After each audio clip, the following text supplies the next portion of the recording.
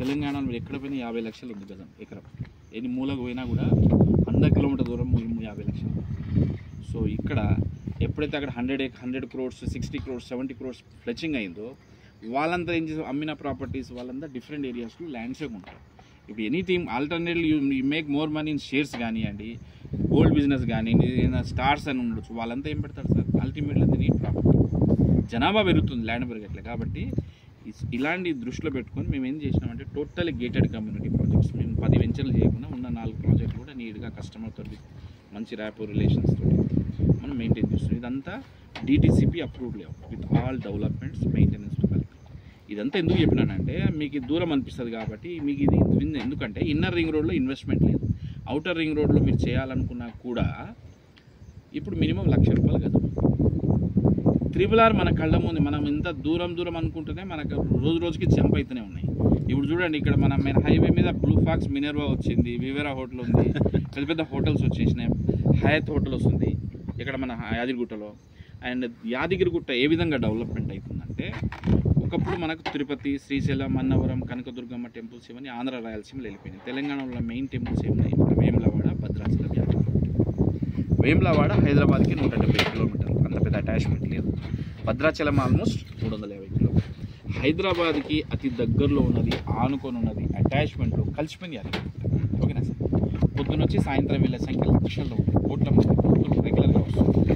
చిన్న బండి పైన ఈ యాదగిరిగుట్టని తిరుమల తిరుపతి దీటుగా తెలంగాణకు ఒక పెద్ద పుణ్యక్షేత్రంగా, ఒక స్మార్ట్ సిటీగా, ఒక టూరిజం హబ్గా డెవలప్మెంట్ చేయాలనే ఉద్దేశంతో గవర్నమెంట్ ఏం చేసింది, YTDAగా డిజైన్ చేసింది. ఒక సిటీ డెవలప్మెంట్ కావాలంటే కూడా హైదరాబాద్ అర్బన్ డెవలప్మెంట్ దాటి, తుడా తిరుపతి అర్బన్ డెవలప్మెంట్ దాటి, కూడా కరీంనగర్ అర్బన్ డెవలప్మెంట్, అట్లా యాదగిరిగుట్ట టెంపుల్ డెవలప్మెంట్ దాటి. ఓకేనా సార్?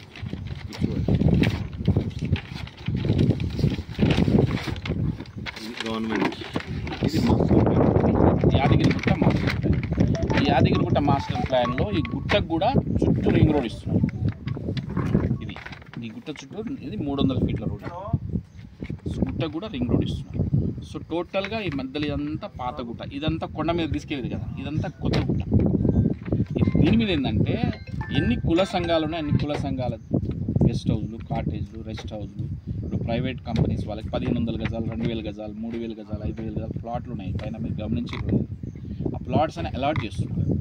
ట్రస్టీస్, ఇప్పుడు నేను మా ఫాదర్కి ఒక 10 లక్షలు డొనేట్ చేసినాం అనుకోండి, లైఫ్ లాంగ్ నా ఫ్యామిలీ, నా పిల్లలంతా పోతారు ఉంటారు అనమాట, వాళ్ళు కట్టిస్తారు. అట్లా they are collecting lot of money. అట్లా YTDAలో ఇప్పుడు TTDలో రోజుకి ఎంత కలెక్షన్ వస్తుంది సార్?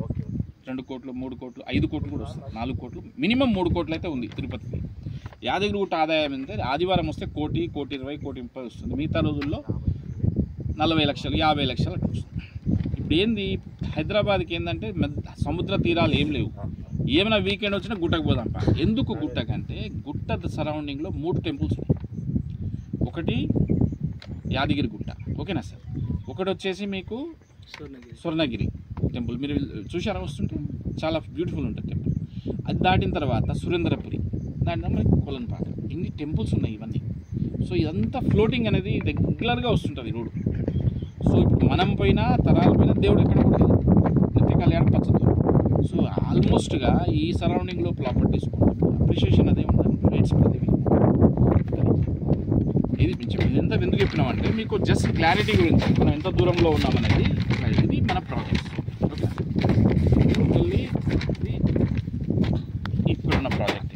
ఈ హైవే ఉంది కదా మీకు, వంగపల్లి నుంచి తీసుకుంటే ఇది నేషనల్ హైవే. ఇక్కడే మనకు బైపాస్ దిగినాం, ఇక్కడ దిగంగానే ఇది బహదూర్పేట, ఇది కూడా వాలేరులో కలిసిపోయింది. ఇది దాటంగానే మీకు మంతాపురి, ఇది కుర్తి, ఇది జస్ట్ మన పక్కనే ఊరుంది. 4-5 ఊర్లు ఉన్నాయి. డిస్ట్రిక్ట్ బస్సులు కూడా వెళ్తాయి ఇక్కడ నుంచి. ఓకేనా సార్? ఇది వెళ్తుంటే మనకు మళ్ళీ మూటకొండూరు టౌన్, మనకు మండల్ హెడ్ క్వార్టర్స్ మూటకొండూరు వస్తుంది పెద్దది. సో టోటల్గా ఈ సరౌండింగ్లో ఆల్మోస్ట్గా సన్ సిటీ వాళ్ళది 500 ఎకరాలు. మీరు ఇట్లా పోతే 500 ఎకరాలు మీకు కనిపిస్తాయి వెంచర్. ఎప్పుడో అమ్మేసినారు వాళ్ళు. దీని వెనకాల విఖ్యాత్ వాళ్ళ వెంచర్స్, చుట్టూ వెంచర్లే. ఎందుకంటే ఈ రోడ్ అంతా, ఈ ఏరియా అంతా రెసిడెన్షియల్ లేఅవుట్. సరే సరే, ఒకసారి HMDAలో ఎట్లా ఉన్నదంటే, HMDAలో ఇప్పుడు 60 కిలోమీటర్ ఉంది కదా, రేవంత్ రెడ్డి ఏం చేస్తున్నాడు, మొత్తంగా 60 కిలోమీటర్స్ని HMDAలో ఎక్స్పాండ్ చేస్తున్నాడు. ఎక్స్పాండ్ చేసి డెవలప్మెంట్స్, ఇప్పుడు మన అవుటర్ రింగ్ రోడే కాకుండా అవుటర్ రింగ్ రోడ్కి మామూలు రింగ్ రోడ్కి మధ్యలో ఇప్పుడు ఈ రింగ్ రోడ్స్ ఉన్నాయి.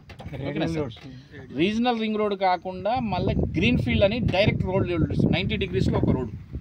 ఇప్పుడు for example inner ring road నుంచి కాదు, అది అవుటర్ రింగ్ రోడ్ నుంచి ఇస్తున్నాడు. ఇప్పుడు మీకు శ్రీశైలం హైవేకి మీకు అమన్గల్కి direct 90 feet green field road, అట్లా మీకు యాదగిరి గుట్టకి అట్లా మీకు డిఫరెంట్ మధ్యకలి ఇంకో రోడ్స్ కనెక్టింగ్ ఇస్తుంది direct 200 feet roads. Radial roads కావు, రేడియల్ రోడ్స్ అది డిఫరెంట్. మళ్ళీ గ్రీన్ ఫీల్డ్ రోడ్ అనేది డైరెక్ట్ 90 degreesలో తీసుకుంటారు. ఇటు అటు డెవలప్మెంట్ చేయండి, ఎందుకంటే ట్రాన్స్పోర్టేషన్ని ఈజీ చేస్తున్నారు.